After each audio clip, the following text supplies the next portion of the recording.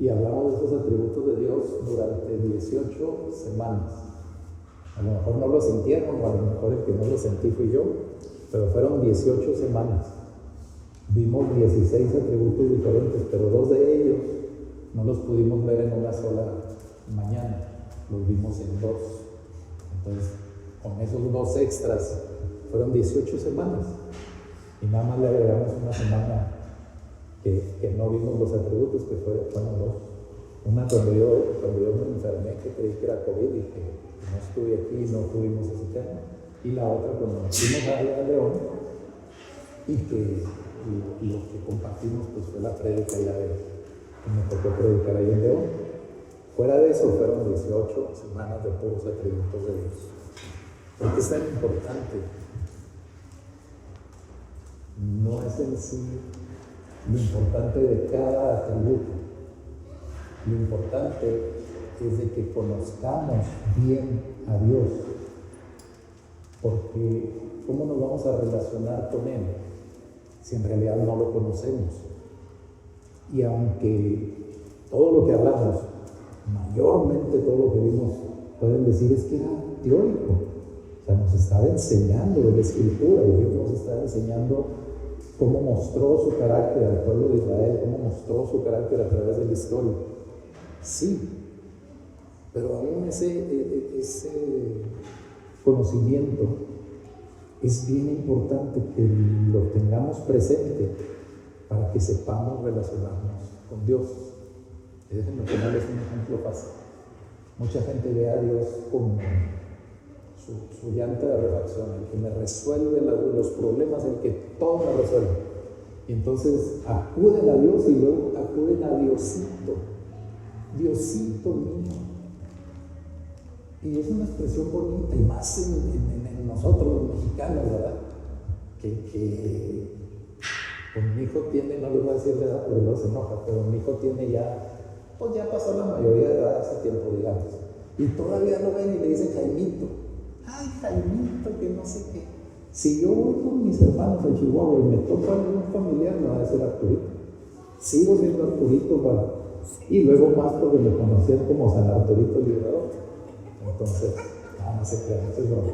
Pero ahorita lo borramos ahí.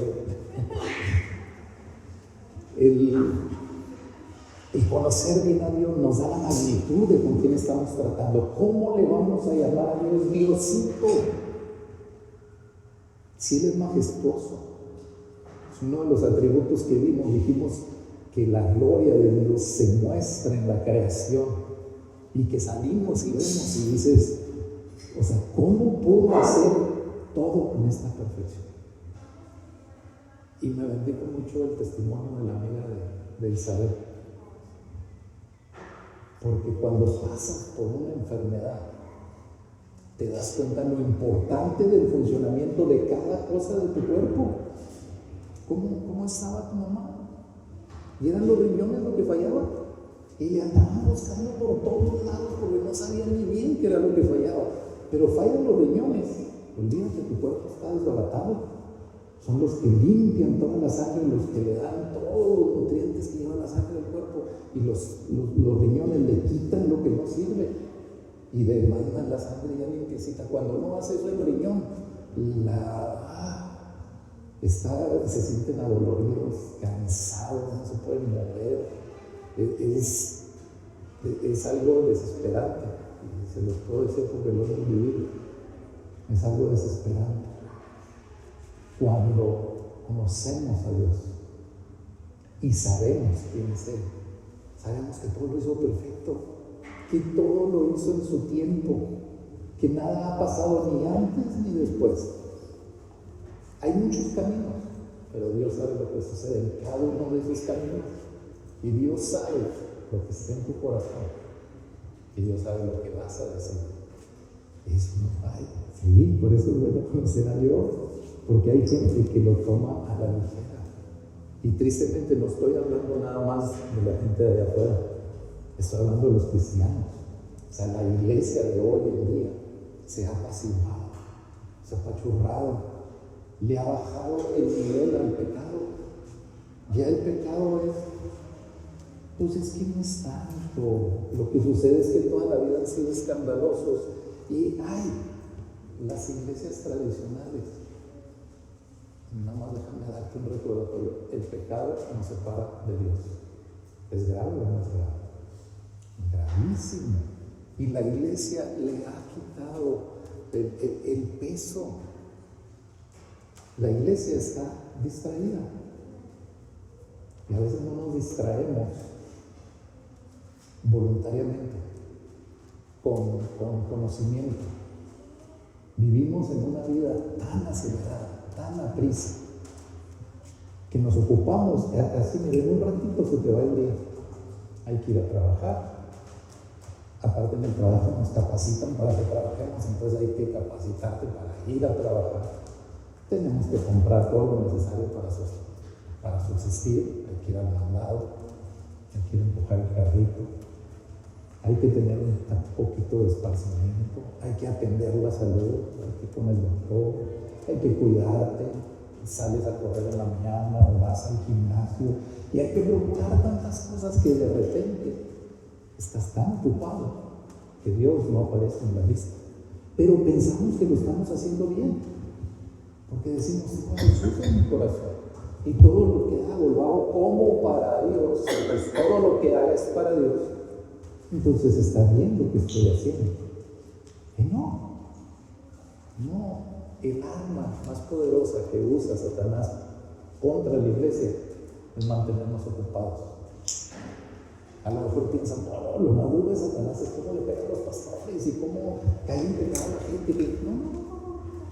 Es mantenerte ocupado y que creas que lo estás haciendo bien.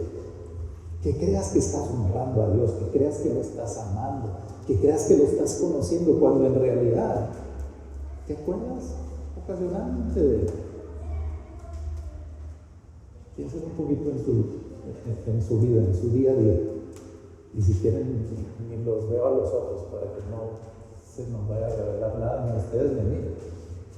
Porque no crean que estoy hablando de la iglesia fuera.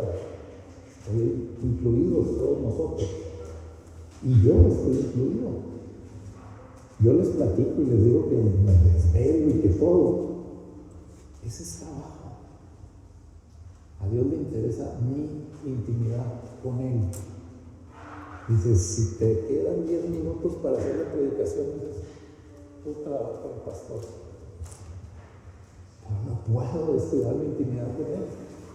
No puedo dejarlo, y yo también me puedo afanar y estudiar mucho y leer y hacer. Eso es trabajo. ¿Me enseña de Dios? Sí, me enseña de Dios, pero no estoy con Dios. Así que es importante para nosotros que, entendiendo, basemos nuestra fe en lo que dice la Escritura y en lo que es correcto. Porque cuando tenemos ese ritmo tan acelerado, cuando andamos nosotros haciendo tantas cosas, lo más seguro que nos va a suceder, si acaso es que eso no sucede, es que vamos a estar oyendo una predicación ahí mientras hacemos el quehacer, o mientras estoy trabajando, o mientras voy manejando en el carro y pongo una estación cristiana, o traigo si todas usan los CDs, pues ponen un CD, si no, en el celular traes alguna predicación y la oyes, pero no tienes tiempo para ponerte a estudiar lo que te están enseñando. Entonces das por hecho que todo lo que habló el pastor, incluido yo, es verdad y que está en la Escritura, y en base a eso él ya lo interpretó y te lo está transmitiendo. Ahorita aquí somos alrededor de 15 personas, 20. Hay 20 diferentes interpretaciones de lo que yo estoy hablando, porque Dios no le da lo mismo a cada uno, y nosotros tampoco entendemos lo mismo, aunque oigamos lo mismo. Y como papás sabemos eso clarito. O sea, pueden estar mis hijos ahí sentaditos y hablo con ellos y cada uno oyó primero lo que quiso oír y segundo lo que pudo interpretar. Y son 3 opiniones diferentes y 4 con la mía, porque yo hablando expongo una opinión y ellos escuchan otra.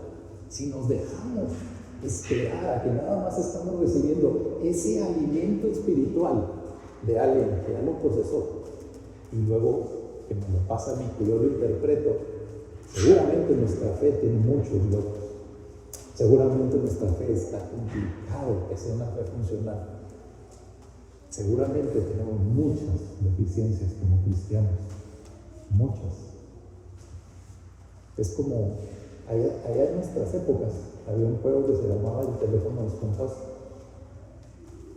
No hay ninguna app para eso, perdón, no hay una, no van a buscar ahorita la app del teléfono descompuesto, no, era un juego físico nada más y el chiste del juego era poner una fila de gente y luego el de orilla le transmitía un mensaje al primero de la fila y obviamente el mensaje pues no era, diles que el carro es rojo. O sea, diles que la tía Lorenza le mandó un mensaje a Lencho, que es el hermano de la prima que vino a Estados Unidos, que ahí en Estados Unidos le dijeron que se había enfermado la otra tía. Entonces, que quieren que le digas a tu mamá que mande un mensaje en el radio a la sierra, ahí por Radio Peña, para que todo, en ese entonces existía Radio Peña, para que todo el mundo ahí en la sierra se entere que la tía de Estados Unidos está enferma. Y se lo decían al primero, y el primero se lo tenía que pasar al segundo, así, en secretito. Y el último lo tenía que decir en voz alta. No, hombre, cuando hablaba el último, resulta que la tía no era tía, resulta que se había muerto ya antes de tiempo y no sabía quién la había matado, se pensaba que era un homicidio. Y estaba desaparecido el tío con el que vivía, y entonces lo andaban buscando, por eso querían que mandaran el mensaje a la sierra, para ver si el tío no se había ido a la sierra, si estaba ahí escondido. Y como se creía que el tío era narco, pues por eso estaba en la sierra. Y era entretenido ir al final el mensaje. Y así de gracioso como lo comentamos. Lo triste del caso es que eso sucede con la vida cristiana. Yo estoy oyendo y creo que dijo, que me dijo, que Dios había dicho y que venía, y que dice que en la Escritura está. Hay una serie en la que mucha gente ve que se llama Jesús, no sé cómo la traducen en español. Es una serie sobre Jesús. El elegido, bueno, no sé cómo la tradujeron en español. Pero en una de las escenas, Jesús dice una expresión que no está en la Biblia. Y la pone como algo que Jesús dijo y que está en la Biblia. Y la gente lo creyó. Entonces, un conocido ahí que tengo en el mar del Facebook, ahí puso, ¿me pueden decir el versículo de esta frase de Jesús? No les quiero decir la frase porque no la recuerdo exactamente, no quiero regalar. Y le empezaron a decir, no, pues cuando habló con fulano, no, pues en tal evangelio, en tal, ni una respuesta fue acertada. ¿Saben en dónde está esa frase? En el libro de Mormón. En la Biblia de los mormones. Ahí viene esa frase. Y como hay un amigo que lo puso ahí, es un maestro, es un teólogo, pues claro, pensáis que no viene en la Biblia y dice, hagas con lo que ven y que no procesan a través de la Escritura. Dice, esa serie está muy bonita, tiene muy buena producción, fueron excelentes al hacerla, pero al parecer uno de los productores es mormón. Y él le ha puesto sus pedacitos, porque ¿cómo me van a dejar afuera? Y él le puso los pedacitos de escritura de la Biblia de Mormón, o del libro de Mormón. Y la gente no se da cuenta. Es como el teléfono descompuesto. Vamos agarrando un mensaje y me hago a la idea que ese es el mensaje que tengo que recibir, y luego todavía me atrevo a compartirlo con el otro, o lo comparto en el Face. Oye, que mira, que pongo mi meme ahí en el Face y resulta que no era cierto. El haber visto todos los atributos de Dios es porque necesitamos en verdad ser cristianos serios, ser cristianos aplicados. Necesitamos someternos a Dios y no querer someter a Dios a nuestra vida. Y la iglesia, estamos tratando de someter a Dios a nuestra vida. Yo quiero traer a Dios, ¿por qué? Para que cumpla todo lo que yo quiero que cumpla. Nos convertimos en Simón el Mago, y ese sistema me gusta en el libro de Hechos. Simón el Mago, cuando vio que los discípulos oraban por la gente, imponían manos y recibían el Espíritu Santo, dijo: yo quiero eso. Y dice la Escritura, lo describe a Simón el Mago y dice que tenía mucho tiempo engañando a la gente con las magias y adivinaciones que él hacía. Y ahora él quería ese poder que tenían los discípulos y les ofrece dinero y les dice: ¿cuánto cuesta que yo tenga ese don? La iglesia está tratando de moldear a Dios a la situación actual y Dios no moldea. Dios es inmutable, Dios no cambia. Y va a ser lo mismo cuando los que asistían a la iglesia iban a oír a Pablo que cuando ustedes están aquí sentados. Él no ha cambiado en absoluto. Y necesitamos nosotros vivir de esa manera. Y hay 5 o 6 cositas que el Señor me inquietó, en las cuales creo que nos tenemos que aplicar bien. La primera de ellas es que necesitas abandonar el pecado. Necesitas abandonar el pecado. Y déjenme darles una frase ahí para explicárselos así directamente. Abandona todo el pecado de tu vida. Es que con el pecado no se puede hablar de otra manera. Y no se sientan mal, no les estoy señalando. El Señor sí, el Espíritu Santo sí, porque el Espíritu Santo va y pone el dedo ahí donde te dice: esto es lo que hay que quitar. Por eso te sientes inquieto, porque hay algo que has permitido en tu vida y que ya se echó raíz ahí, y ya se te hizo costumbre. Yo no sé cuál sea esa cosa. Yo no sé cuál sea lo que tú estás pasando. Busco y escudriño mi corazón, porque yo no quiero que se me hagan esos hábitos. Porque en determinado momento lo hiciste una vez y no lo volviste a hacer. Y no lo volviste a hacer. Y a medida que lo haces, la voz del Espíritu Santo se va callando. No porque Él se calle, sino porque tú dejas de oírla, porque ya no la quieres oír. Abandona el pecado. Mira, déjenme leerles un pasaje. Juan 8, el Evangelio de Juan, capítulo 8, del versículo 4 hasta el 11. Y dice, a partir del 4, dice: le dijeron: Maestro, esta mujer ha sido sorprendida en el acto mismo del adulterio. Y en la ley, Moisés nos ordenó apedrear esta clase de mujeres. ¿Tú pues qué dices? Decían esto probándole, para tener de qué acusarle. Pero Jesús se inclinó y con el dedo escribía en la tierra. Pero como insistían en preguntarle, Jesús se enderezó y les dijo: el que de vosotros esté sin pecado, sea el primero en tirarle una piedra. E inclinándose de nuevo, escribía en la tierra. Pero al oír ellos esto, se fueron retirando uno a uno, comenzando por los de mayor edad y dejando solo a Jesús y a la mujer que estaba en medio. Enderezándose, Jesús le dijo: mujer, ¿dónde están ellos? ¿Ninguno te ha condenado? Y ella respondió: ninguno, Señor. Entonces Jesús le dijo: yo tampoco te condeno. Vete, desde ahora no peques más. Este es un pasaje muy debatido. No nada más por lo que está sucediendo. Es muy debatido el pasaje porque este pasaje no está en los escritos originales del canon bíblico. Llega hasta el capítulo 7, y creo que es el versículo 53, el último del capítulo 7, y luego se brinca y empieza con lo que normalmente nosotros conocemos como el versículo 12, que es este pasaje, del 1 al 11, y ahí empieza otra vez los manuscritos. Este relato aparece en manuscritos posteriores, y los autores dicen que no tiene ni el estilo de escritura de Juan, que parece más bien escrito por Lucas, que se asemeja más a la narración de Lucas.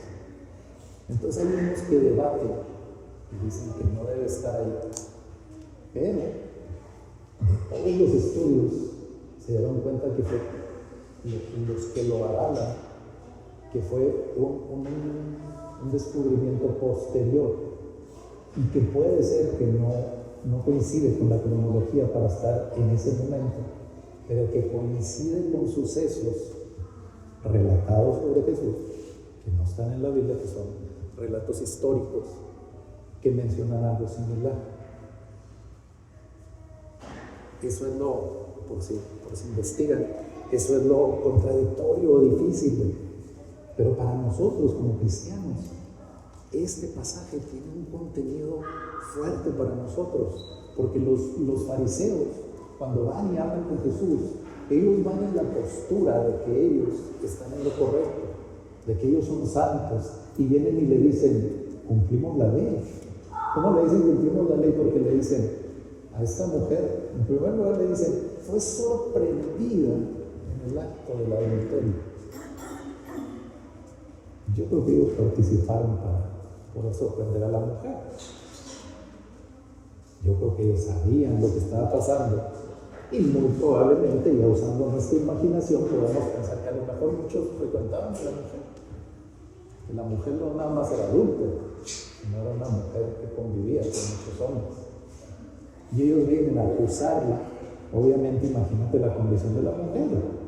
No la sorprendieron tejiendo, la sorprendieron en el acto. No creo que haya ido vestida la mujer o iba poco vestida, y la van y la ponen en medio de todo y en medio de Jesús, para ser más impactante el hecho, para que se vea más convincente. Y entonces le dicen a Jesús, Moisés nos ordena que a este tipo de mujeres, así, yo creo que así con el dedo, a esta o como esta mujer, se les dé muerte.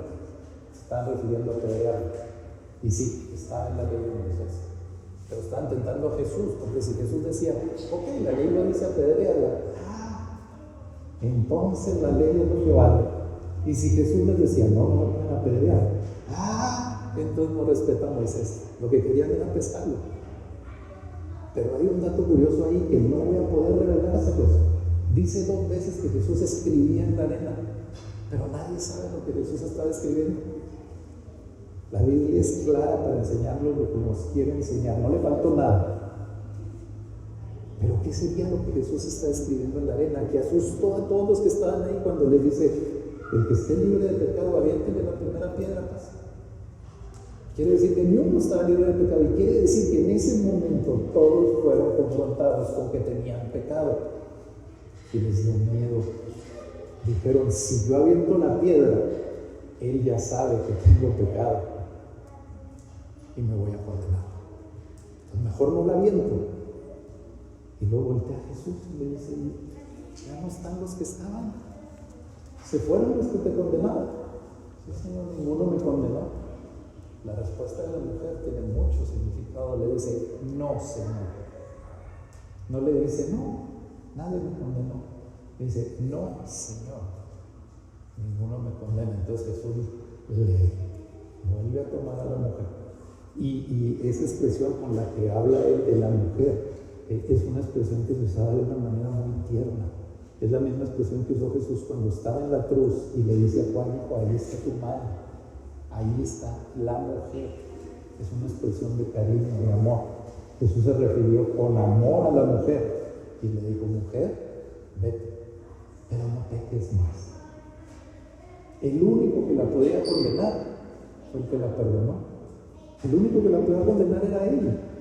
Jesús era el único que podía decir, sí, estos hombres tienen razón, y aunque ellos estén en pecado, tú también. Y haberla condenado por el pecado. Pero el que la podía condenar no la condena, la libera. ¿Y qué le recomienda en la liberación? Porque le da un mandato, que finalmente es una recomendación, porque nadie te obliga. Cuando nosotros nos convertimos al Señor, el Señor nos dijo, vete y no peques más. ¿Y quién de nosotros no ha pecado? ¿Quién de nosotros no ha vuelto a pecar? Ninguno, ni uno solo. Y la recomendación de Jesús es no peques más. Es que la voluntad del Padre es que todos procedan al arrepentimiento, y el arrepentimiento no es nada más sentirte mal, es un cambio de camino, es dejar lo que estás haciendo y hacerte para el otro lado. Si lo comparáramos con pintar una pared, El arrepentimiento es que si tienes una pared negra, la pintes de blanco, completamente lo opuesto. Eso es lo que Dios quiere para nuestras vidas. Él quiere que aunque seamos pecadores, ya no pequemos más. Pero no lo vamos a poder lograr. No se sientan mal, pero no lo vamos a poder lograr. Ninguno por su propia fuerza puede dejar de pecar. Y les voy a dar un ejemplo que duele. ¿Cuántas veces hemos podido hacer la dieta que tanto queremos hacer? O llegar a la comida saludable. De inicio de año decimos, ahora sí, ya.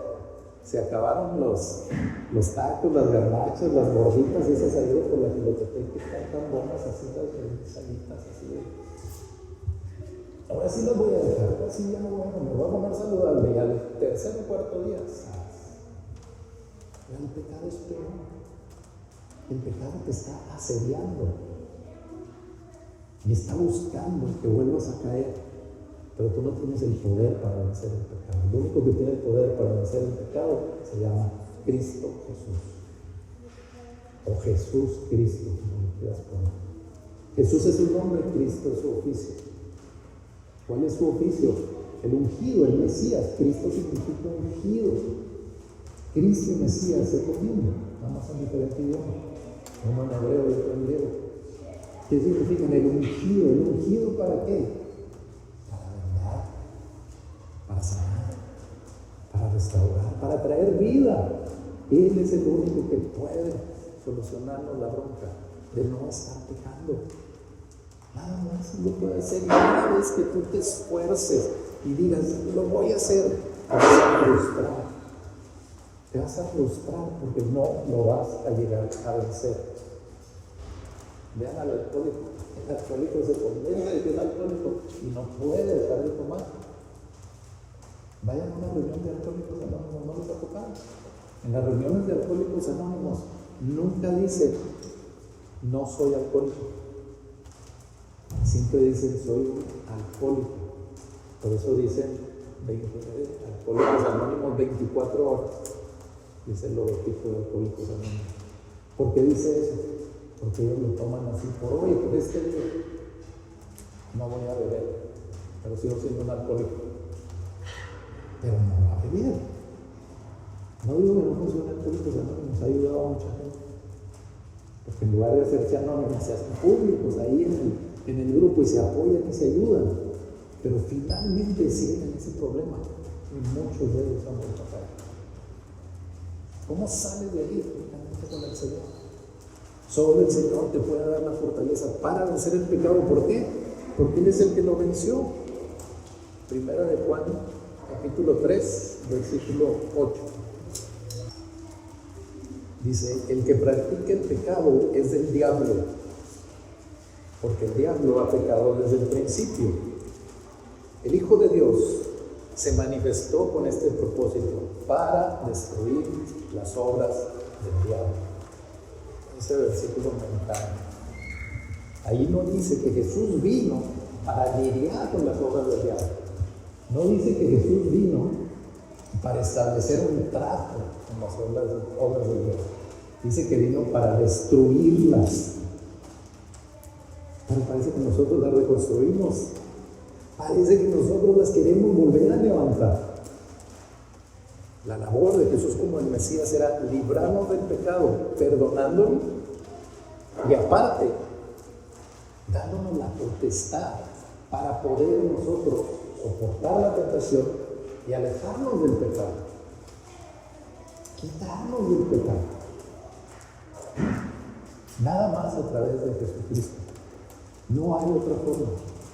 Podemos orar toda la noche, podemos rezar toda la noche, como lo quieran llamar, y no va a suceder nada si tú no crees en aquel que tiene el poder para haber vencido el pecado y para traer la victoria a tu vida. Si tú piensas que por repetir mucho van a suceder las cosas, eso no es fe. Eso nada más es estar ahí terqueándole. No, la fe es que primero conoces quién es Jesús, primero conoces que es el Mesías, y le ponemos una expresión muy bonita, ¿verdad? Y decimos, acepté a Cristo. Y sí, a muchos de nosotros eso nos ha hecho lo que hemos llegado a ser el día de hoy en Cristo, no nosotros. Pero la mayor parte de las veces esa expresión ya parece como que le hacemos un favor a Jesús. Te estoy aceptando. Pero ahora la gente dice, es que acepté a Cristo porque Él me acepta como soy. Caramba, ¿dónde dice eso la Escritura? Dice que te amó desde antes y por eso perdonó tus pecados. Pero dice que te quiere librar. Y librarte de tus pecados no es aceptarte como eres, es mostrarte cuáles son los pecados que ha perdonado, que hay que quitar, y la conducta con la cual tienes que tratar para no volver a pecar. A mí eso no me suena como aceptarme como soy, porque ese aceptarme como soy suena como que era un dicho popular cuando yo vivía a Ciudad Juárez. Trabajé en la Comisión Federal de Electricidad y trabajaba en el área donde se electrifican las colonias que no tenían electricidad. Cuando ustedes compran una casa, en el costo de la casa va toda la urbanización, se llama. El costo de la casa incluye el pavimento que te pusieron, la banquetita, la luz, la instalación del agua, etcétera, etcétera, etcétera. Ya nomás pagas el contrato para que te. Pero en las colonias populares no hay eso, la gente invade el terreno y lo único que hay es tierra. Entonces ellos tienen que trabajar y hacer convenios con cada dependencia para que les pongan pavimento, les pongan drenaje, les pongan agua, les pongan luz. En esa parte me encargaba yo. Yo no sé por qué el Señor me puso ahí de promotor y yo era el que lidiaba con la colonia. Me secuestraron una vez, y les platico esa historia.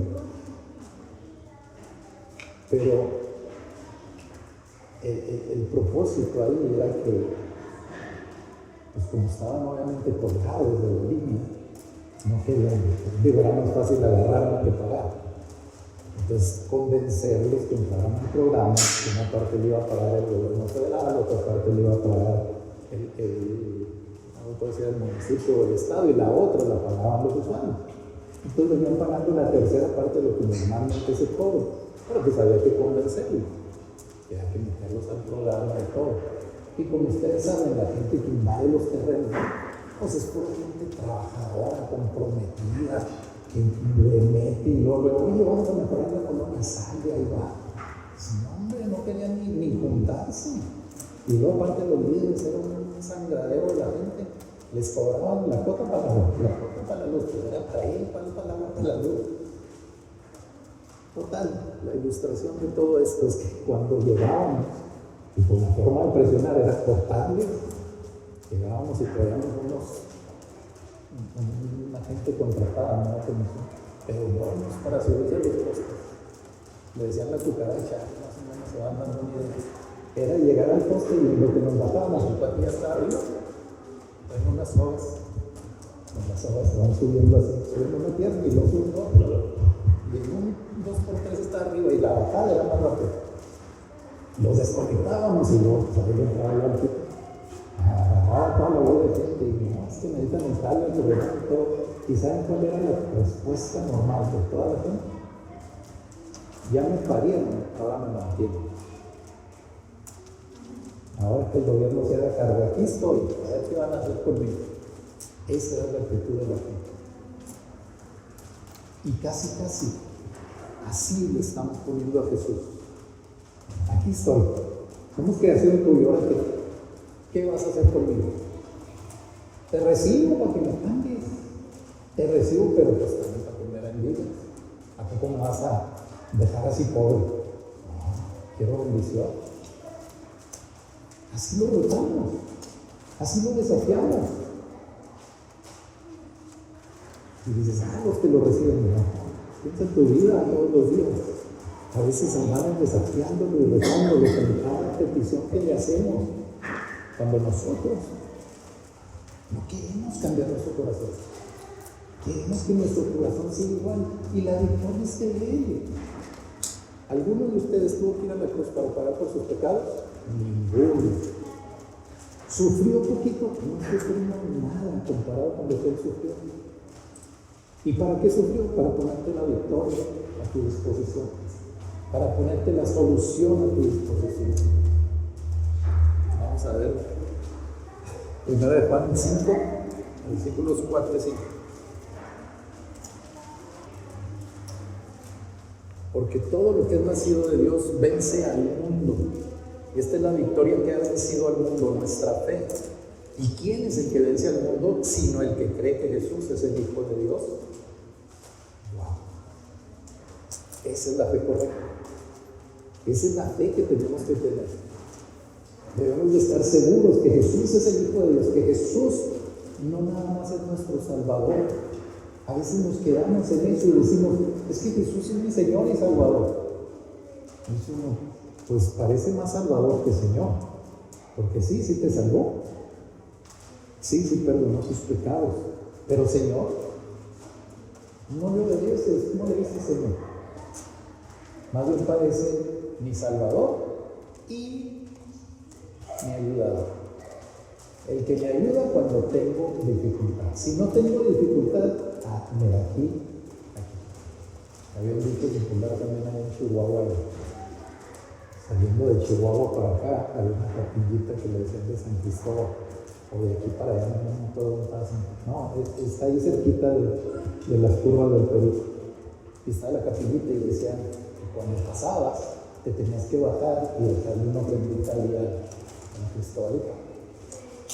Y esa ofrendita era para que te fuera bien en la carretera. Entonces, si tú ibas manejando, ibas al límite de velocidad, no habías tomado, ibas atento, no desvaría nada, el Cristobalito iba contigo todo el camino cuidando.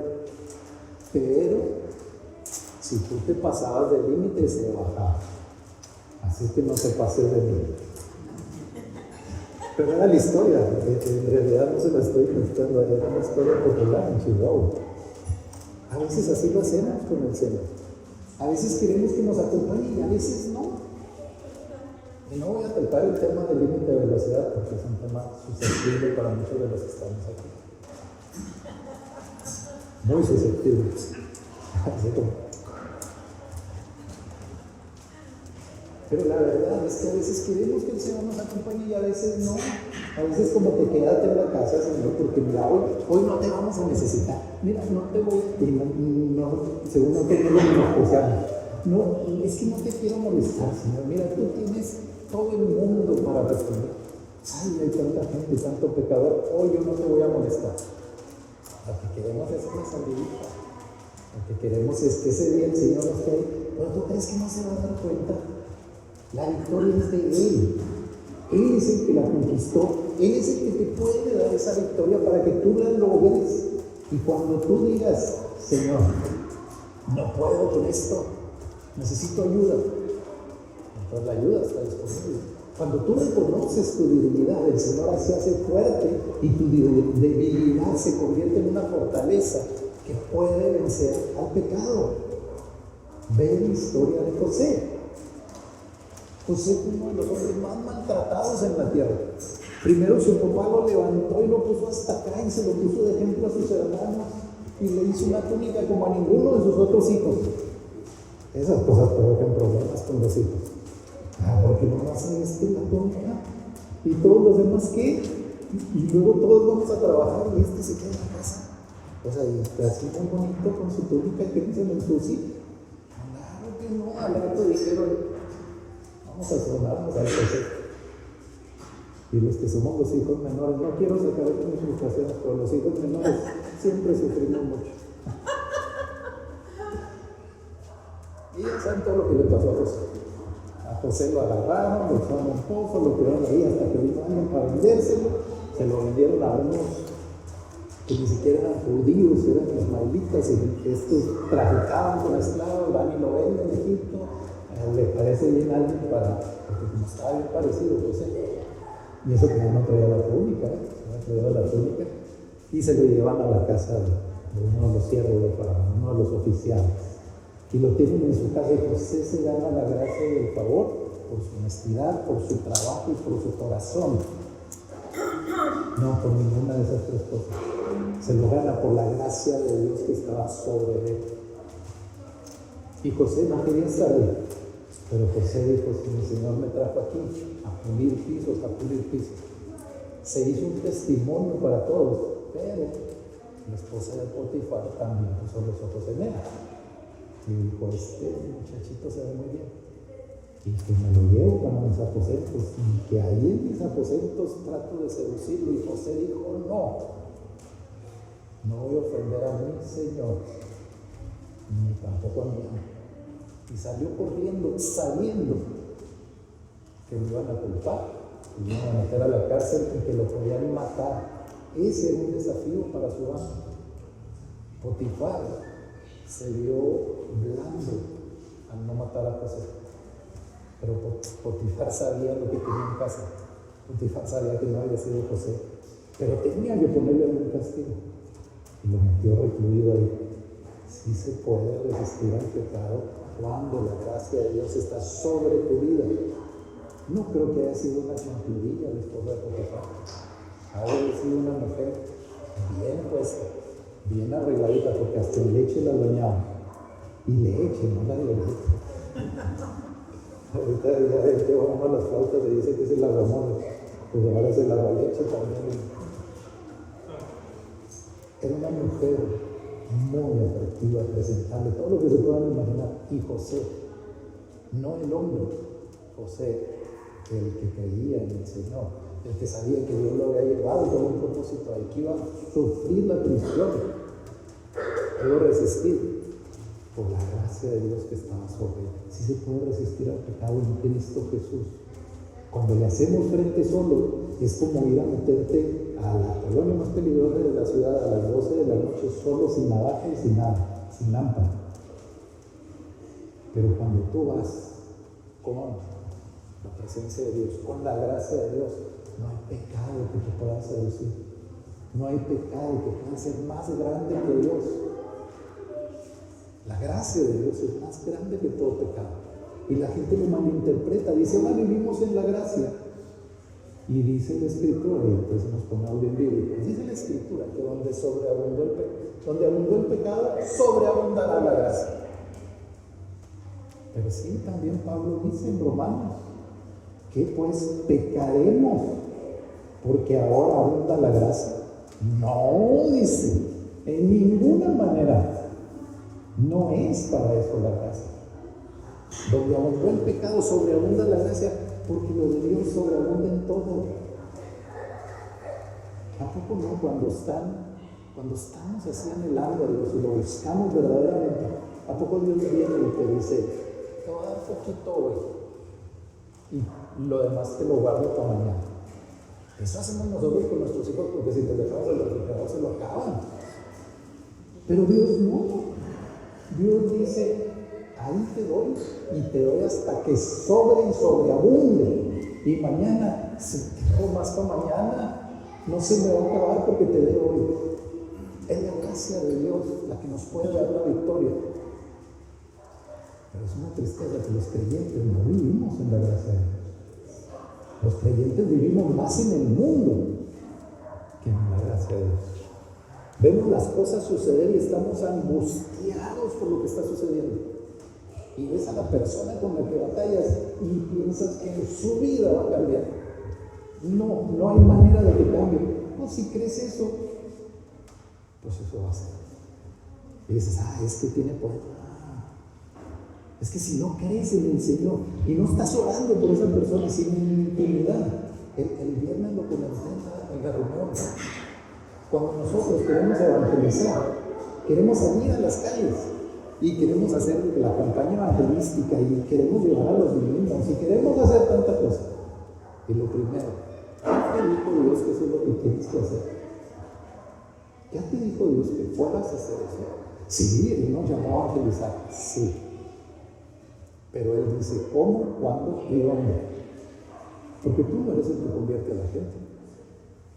Es el Espíritu de Dios que confronta a esa persona y entonces tiene la revelación de quién es Él ¿Y quién es Jesús? Y entonces reconoce, soy un pecador y él es el Mesías. Y entonces se puede convertir. Si tú lo conviertes, mira, esa persona va a volver a caer al tercer día. No, ni al tercero, a lo mejor en la noche vuelve a caer. Y se los estoy diciendo por experiencia. Porque pensamos que por ser buenos para predicar o saber muchos versículos, la gente se va a convertir. Si quieres hablarle a la gente de Dios, primero háblale a Dios de esa gente. Necesitas ir en oración. La intercesión es en intimidad. No intercedes por la persona cuando estás enfrente de ella. Intercedes en tu lugar de oración. Cuando estás orando y cuando de repente el Espíritu Santo te trae toda la carga de la intercesión sobre ti. Y entonces dices, Espíritu Santo, espérame, no puedo con tanto. Pues entonces, suéltelo en la intercesión. Y empiece a orar por todo aquello que quiere orar a Dios. No vamos a cambiar a nadie nosotros. Y si quieres cambiar a alguien, pues empieza por ti. ¿Y cuántos de nosotros pudimos cambiar solos? No. Si yo les hago la guasa esa de San Arturito, porque yo me creía muy santo. Yo pensaba que nomás la olora me faltaba, pero yo no me la ponía porque hace ya abuso. O sea, pobre gente, ¿verdad? Pues déjenles algo para ellos. Más pecador que era el primero. O sea, dices, y cuando te diste cuenta, era el primero de la fila. Era el más pecador. Yo me tuve que ir a formar y decirle, Señor, de esto no traen tanta otra. Yo soy el pecador. Porque cuando el Espíritu Santo me reveló quién era yo y quién era Jesús, me di cuenta que era la estopa de mecánica comparada con Jesús. No hay otra manera en que nosotros podamos vivir si no entendemos quién es el Señor y vivimos una vida en Cristo Jesús. Vivos para Cristo, muertos para el pecado. Romanos 6, versículos 10 al 13. Dice, porque en cuanto Él murió al pecado de una vez para siempre, pero en cuanto vive para Dios. Así también vosotros, consideraos muertos para el pecado, pero vivos para Dios en Cristo Jesús. Por tanto, no reine el pecado en vuestro cuerpo mortal, para que no obedezcáis sus lujurias, ni presentéis los miembros de vuestro cuerpo al pecado como instrumentos de iniquidad, sino presentaos vosotros mismos a Dios como vivos de entre los muertos, y vuestros miembros a Dios como instrumentos de justicia. Muertos al pecado, pero vivos para Dios. Y lo precioso de este versículo es que nos dice que así está Jesús, así debemos estar nosotros. Jesús murió por el pecado una vez y para siempre, y ahora vive para Dios. Y nosotros debemos de morir al pecado y vivir para Dios. Pero parece que no nos queremos morir. Yo sé que amamos mucho a la familia y todo, y nadie se quiere morir. Pero los cristianos parece que le tenemos miedo a la muerte. Y la muerte es el medio que nos va a llevar delante de nuestro Señor. No deberíamos de temer a la muerte. Nos duele, sí nos duele. Vas a dejar de ver a la persona físicamente, pero esa persona ya llegó. A mí me impactó mucho una amiga que cuando su esposo murió, ella tenía el pesar así de, te me fuiste, y pues mira, nomás con todo lo que me está dejando. Y no estaba viéndolo bien, estaba viendo la bronca de quedarse viuda con hijos y con toda una vida por delante porque son jóvenes. Y dice que en un momentito así de oración, le dijo hablando como si fuera hablar con su esposo, le dijo, no, yo no quería eso. Yo ahorita que ya llegaste por mi egoísmo, no te regresaré, aunque lo pudiera hacer. Porque está mucho mejor allá que donde estabas ahorita. Allá no hay dolor, no hay llanto, no hay tristeza. Aquí te quiero traer de vuelta. Y la verdad, los cristianos no vivimos en esa alegría. Y deberíamos de vivir en esa alegría, ya sea por la venida de Cristo, porque nos llegó la muerte. También me tocó una vez que una persona hizo algo ahí diferente en un funeral y creí que iba a resucitar, ¿no? De veras. Luego les cuento toda la historia, la voy a abreviar. Pero creí que iba a resucitar. Dije, ¿por qué no resucitó? No fue falta de fe. Es que ¿para qué lo traes de regreso? Si ya llegó delante del Señor, era un creyente que estaba ahí. Ya llegó, ¿para qué lo quieres traer de regreso a este sufrimiento? Y los cristianos nos devolvemos a la muerte. Dice que tenemos que vivir muertos al pecado y vivos para Dios. Vive del lado de los vivos. ¿Para qué te quieres ir otra vez al lado de los muertos? Cualquier pecadito hace por insignificante. Te va a regresar del lado de los muertos. ¿Quieres regresarte al lado de los muertos? Ahora imagínate que en lugar de que era el esposo de nuestra amiga, eres tú el que llegó. Hay una película que se llama 60 minutos en el paraíso. Y es un pastor que anda predicando, tiene un accidente, y en el accidente lo trenza un trailer. No lo quiero mencionar tal cual porque mi esposita casi lo trenzaba el trailer.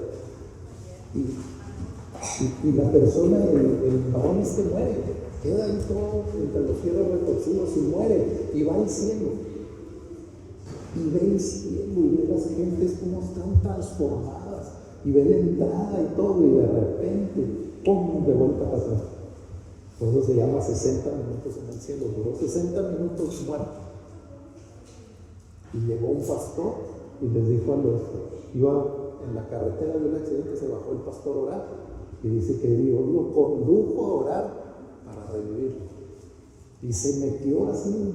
Y la película pues trata de significarlo, es un caso real. De cómo entró y todo, y alcanzó a meter la mano y empieza a orar.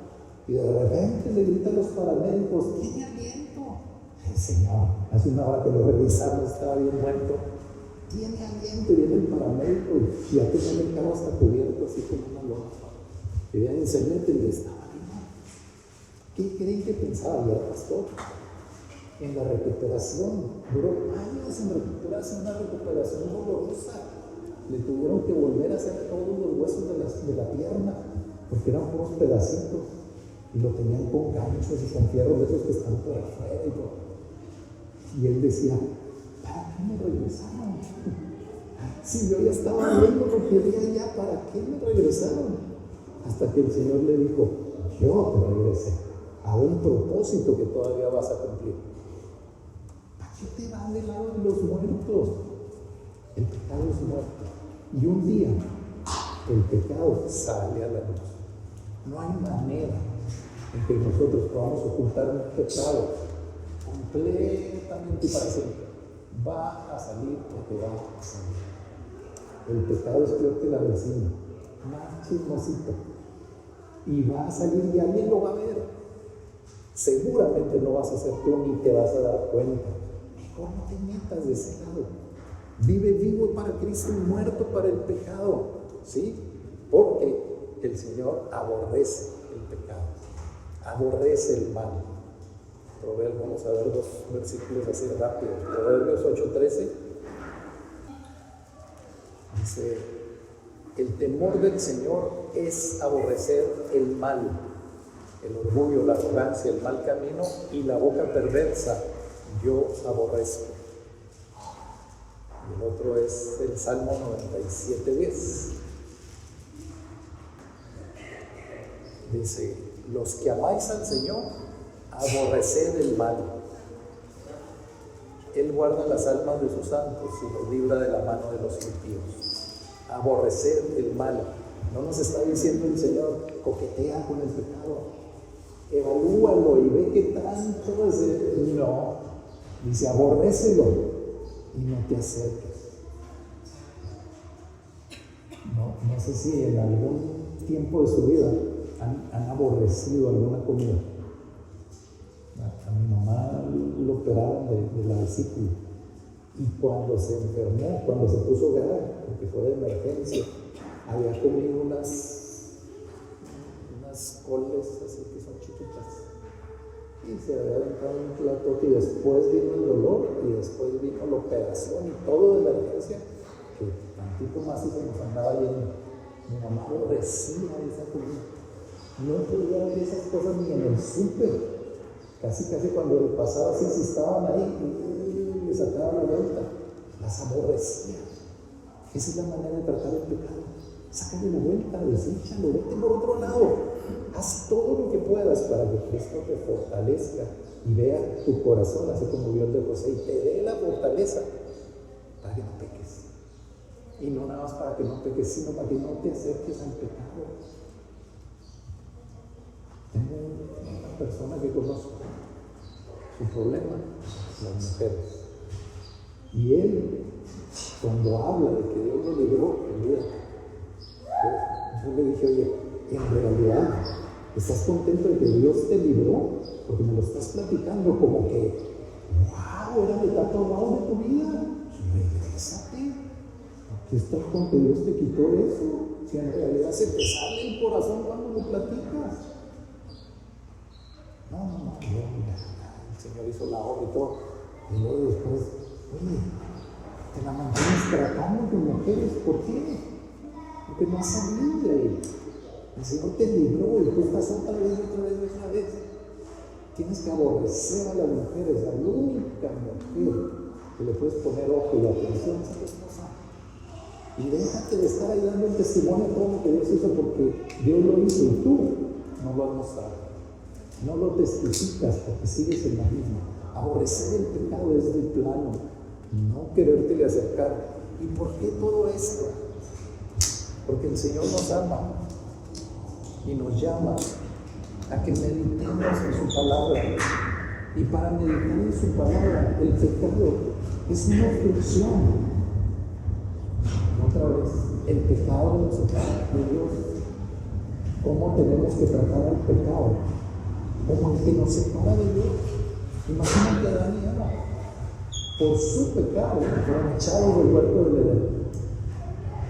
Yo me imagino que Adán haber estado hirviendo de coraje de decir, mira todo lo que perdimos. Porque luego se empieza a reclamar uno al otro. Tú eres más culpable que yo, pero yo creo que el más culpable era Adán. ¿Por qué? Porque Adán era el que estaba en gobierno. Es el que debió de haber sabido lo que le andaba pasando a su esposa. El Señor quiere que meditemos en la palabra y en esta vida agitada que tenemos. ¿Qué tanto tiempo tienes de meditar la palabra? Y la meditación es buena. Yo sé que se ha deformado ahí con la idea del yoga y de las meditaciones humanistas y los viajes astrales y todas esas cosas. La meditación de la que nos habla el Señor es un pensamiento profundo en su palabra, profundo, pero no nada más de su palabra, sino de lo que Él nos revela a través de su Espíritu Santo y a través de su palabra. ¿Qué tanto alcanzas a meditar la palabra de Dios? Piensen un poquito. ¿En realidad la meditamos? ¿En realidad estamos anhelando así de recibir una palabra del Señor para poderla meditar correctamente? Salmo 1, versículo 1 y 2.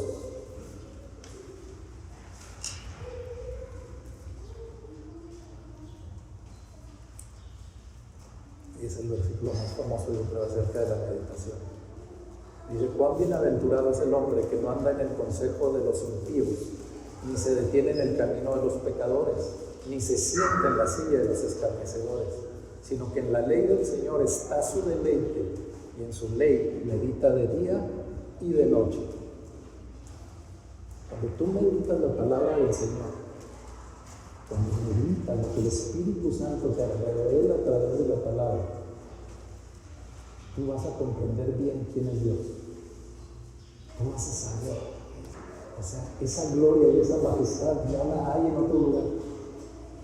Entonces tratas a Dios con esa perspectiva de que Él es el dueño de la gloria y la majestad y de que Él es el único que puede hacer algo para salvarnos. Y que una vez que nos salvó, nos llama a meditar su palabra, porque el interés de Dios es que tengamos intimidad con Él. ¿Para qué quiere Dios que el hombre regrese? Porque esta es nuestra vida. Adán y Eva pecaron y fueron echados del huerto. Todos fuimos cortados de la gracia de Dios. Todos. Y el propósito de Dios es regresarnos. ¿Para qué nos quiere regresar Dios? ¿Para llenar el huerto? ¿Para llenar el cielo? ¿Para el día del juicio final burlarse de Satanás y decirle, tengo más de mi lado que el tuyo? Es porque Dios te ama. Es porque Dios está esperando regresarte para tener intimidad con Él. Y mientras estamos en este cuerpo no se puede, más que a través de la intimidad en oración, de la intimidad con el Espíritu Santo, la intimidad en la lectura de la palabra, la intimidad de la meditación de la palabra. Allí es donde el Señor nos quiere de regreso. Y ahí es donde el Señor está diciendo, mira, es como las ofertas. Los que trabajan en mercadotecnia, los que trabajamos en ventas, todos los días tenemos que estar pensando en formas diferentes en que puedas atraer al que te va a comprar. Y ahora letreros luminosos, y ahora en Facebook. Antes la gente entraba en Facebook como si nada, y ahora le das un anuncio, otro anuncio, otro anuncio, otro anuncio, otro anuncio, puros anuncios. Ya más anuncios que el Canal 5. Puros anuncios. Es para llamar la atención. Toda la creación está puesta ahí enfrente de nosotros para llamar nuestra atención y recordarnos quién la habrá creado, quién habrá hecho esta maravilla, como para que yo me la pase sin tomarlo en cuenta. El Señor quiere intimidad con nosotros, pero intimidad real.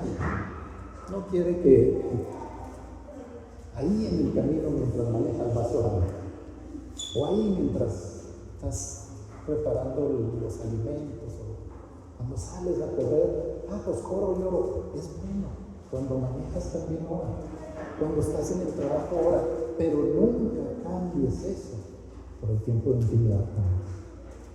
Cuando vas ahí a tu rincón donde nomás tú y Él saben que ahí se ven, y ahí vas y te tiras a buscarlos y a decirle, Señor, dejar un ratito de oración, de disfrutar tu presencia. Y ahorita leo la palabra, revélame a Jesús a través de la palabra para que yo pueda entender la necesidad que tienen allá los de afuera de ti, para que yo pueda entender en qué lugar de privilegio estoy y en qué lugar de perdidos están allá afuera. Los discípulos no pudieron hacer eso. Los discípulos vivieron con Jesús, convivieron con Jesús, lo vieron hacer milagros, lo vieron multiplicar los panes, lo vieron multiplicar los peces, y cuando vino el tiempo de la prueba, se quedaron dormidos. Y el Señor le dijo, ¿no has podido velar una hora conmigo? Es Mateo 26:40. Les iba a decir 24:60, pero a veces tengo dislexia visual. Ese es el pasaje ahí en el huerto de Getsemaní, y viene el Señor y les dice, vino entonces a los discípulos y los halló durmiendo, y dijo a Pedro, ¿con que no pudisteis velar una hora conmigo? Alguien se identifica con que no podemos orar. Empezamos a orar y no duramos 15 minutos orando. Y ya, Señor, ya se me fue el día. 15 minutos ya. Casi le decimos, con eso tienes, Señor. O sea, 15 minutos ya es mucho para mí. Yo no soy bueno para orar. No se puede decir eso al Señor. Una vez que tú conoces la intimidad con Dios, vas a interrumpir lo que sea por tener intimidad con Él. Vas a querer dejar lo que estés haciendo, vas a querer acabar tu jornada de trabajo para salir corriendo a tu casa a buscarlo en intimidad. Eso les pasó a los discípulos. Cuando lo tuvieron enfrente a Jesús, no habían reconocido realmente que era el Mesías. Creían y estaban como que tal vez sí, tal vez no. Pero se va Jesús y los discípulos quedan angustiados. Los discípulos buscan, ¿qué van a hacer? Y los discípulos cambian de no poder orar una hora a permanecer en vigilias de oración. Vean lo que sucedió antes de Pentecostés. De no poder reunirse antes de Pentecostés, dice que estaban todos unánimes llorando. Y lloraban, gritaban, gemían, clamaban a Dios. Los que no habían podido durar una hora orando, ahora no los podían sacar de la presencia de oración. Hasta que no tengamos esa revelación, no vamos a cambiar nuestros hábitos de oración. Hasta que nosotros no podamos ver la magnitud de Dios, hasta que no podamos ver al Mesías y la intimidad a través del Espíritu Santo, nada nos va a hacer tener intimidad. Necesitamos estar metidos en eso. Nuestro corazón necesita estar anhelándolo, estarle pidiendo: Señor, revélanos. El Señor se lo reveló a los discípulos. Lucas 24, 25 al 27. Dice: entonces Jesús, este pasaje es cuando Jesús ya resucitó y camina con dos de ellos y no lo han reconocido. Y de repente los que no lo han reconocido, él les dice: pues ¿de qué van hablando? ¿Por qué están tristes? Y uno de ellos le dice: eres el único que no sabe lo que pasó. ¿No has oído del Nazareno? ¿No has oído todo lo que pasó? Y entonces Jesús les contesta esto, a partir del versículo 25. Entonces Jesús les dijo: oh insensatos y tardos de corazón, para creer todo lo que los profetas han dicho. ¿No era necesario que el Cristo padeciera todas estas cosas y entrar en su gloria? Y comenzando por Moisés y continuando con todos los profetas, les explicó lo referente a él en todas las escrituras. Eso fue lo que les pasó a los discípulos. El Señor les reveló que era el Mesías y les reveló, no habían entendido, ahí están las profecías. Y entonces los trajo a ver todas las profecías y todo lo que apuntaba toda la escritura a Cristo como Mesías. Y entonces sus ojos fueron abiertos y entendieron. Y entonces pudieron orar. Y hay un pasaje que no se los voy a leer, es Hechos 12, está a partir del versículo 1. Pero en este pasaje, Herodes se da cuenta, atrapa a uno de los cristianos, a Jacobo. Y pues ya ven de esas que amanece de malas. Y pues lo mata. Le dice a los guardias: mátenlo, córtenle el pescuezo. Y dice que muere a espada Jacobo, el hermano de Juan. Y los judíos les agrada. Y entonces Herodes dice: ya sé cómo hacerle. Me voy a buscar más que mate para que los judíos a Herodes era un hombre inseguro y era un hombre vanidosísimo. Por eso Herodes hermosó el templo como no tienen ni idea, porque los gobernantes romanos eran vanidosos, muy vanidosos. Entonces encuentra una manera en que se congracia con el pueblo judío, y dice: les voy a matar a otro. Dice: pero ahora vamos a ver a un poquito más chicocudo, tráiganme a Pedro. Y traen a Pedro preso.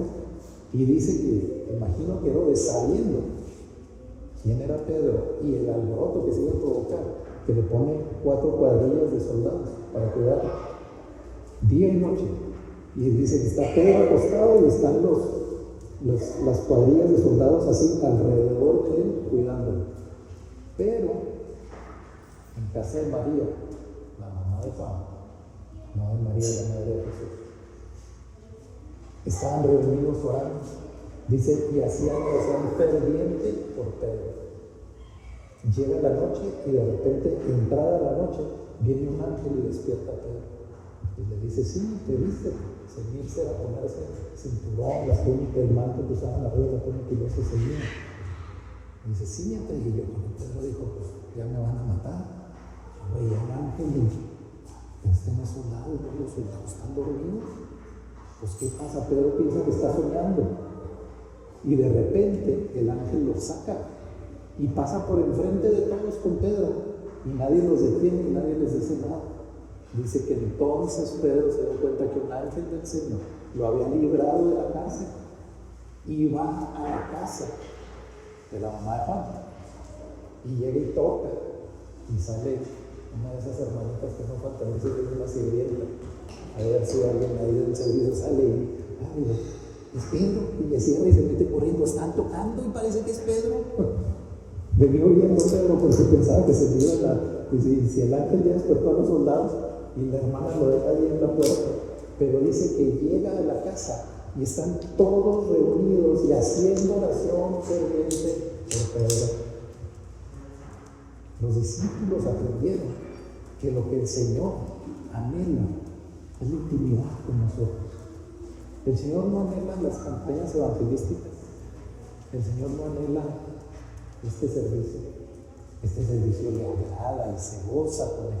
Y las campañas evangelísticas lo alegran. Pero no hay nada que anhele más el Señor que la intimidad personal que tengamos con Él.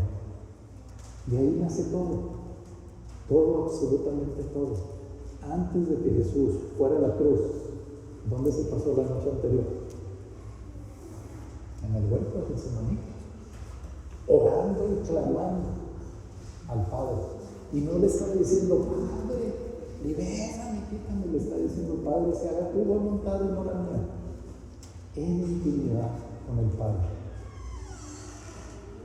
Nada va a suceder en nuestras vidas si no entendemos que todo lo maravilloso que es Dios nos tiene que llevar a reconocer que el único lugar donde Dios nos quiere es en intimidad. Y cuando estemos orando en intimidad, Él nos va a revelar otros propósitos para nuestra vida. Y entonces nosotros podremos ver una plenitud de Cristo que ahorita no hemos conocido. Y el Espíritu Santo nos va a ir revelando más y más a Cristo. Y conforme el Espíritu Santo nos revele más y más a Cristo, Cristo se va a ir formando en nosotros la imagen que promete la Escritura. Dice que somos transformados a su imagen. Y el Espíritu Santo viene haciendo esa imagen para que nosotros otra vez seamos transformados por el Espíritu Santo y seamos más y más y más como Cristo. Y lleguemos a tener esa vida plena que Él tuvo, para entonces sí salir a compartirla con los demás. Necesitamos esa revelación, necesitamos ese amor, necesitamos ese anhelo, esa necesidad de Dios, pero no va a venir hasta que nosotros humildemente reconozcamos que estamos impidiendo al Espíritu Santo a través de nuestra necesidad de permanecer con algunos pecadillos por ahí. Y de decir, Dios, ¿quieres que ore toda la noche? Es mucho tiempo, Dios. Podemos tardarnos toda una tarde de compras en el paso. Bueno, no todo. Podemos tardarnos, ¿no? La boda de fulanita, no. Es la boda, y luego la tornaboda, el after, el que sigue, el desayuno, y la boda que se extiende lo que quiera. Estamos felices y disfrutamos. De repente sientes la necesidad, sientes el anhelo, y vas y empiezas a orarle. Señor, ya. Son las 12, me tengo que levantar temprano, déjame dormir. Wow, pues eso no sucede. Anhelamos más todo lo demás, todos los compromisos sociales, toda nuestra vida, todas nuestras comidas y recomidas y café. Lo anhelamos más que el Señor. Es una realidad. Estamos atados a lo natural. Necesitamos aprender a que el Señor nos revele que lo necesitamos a Él. Soltar lo natural y vivir únicamente en lo espiritual. No te vas a perder tus compromisos sociales. Tenemos miedos equivocados. Cuando tú hayas tenido la intimidad con Dios, el Señor te va a permitir ir a muchas cosas que tú ni te hayas imaginado. Y cuando estés ahí vas a decir, aquí hay propósito, me trajiste con propósito, Señor. Hay alguien aquí que huele a pecado, hay alguien aquí que huele a perdido. Y lo vas a poder reconocer. Aunque esa persona todavía no ama, vas a decir, para esto viene. Viene a festejar a la novia, y a pasar una noche bonita, pero con un propósito de Dios en esto. y vas a hacer unas comidas fenomenales. Y de repente te vas a dar cuenta, oye, vamos a invitar a fulano, a mañana, y vas a hacer tu comida y vas a invitar a la gente. Y el Señor te va a poner a tu mesa a los que tienen la necesidad de la palabra que te va a dar a ti, para que tú la pongas para ellos. Y mira, vas a seguir disfrutando mucho más, porque lo vas a disfrutar en Él. No en tu cara, no en tu comida, no en tus compromisos, no con los amigos, sino en Él. En tu compromiso con los amigos y en tu carne. No en tu carne en la carne de comida. Amén.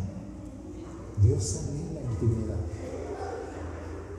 Y no creo que nos esté hablando porque anhela intimidad allá en Siberia.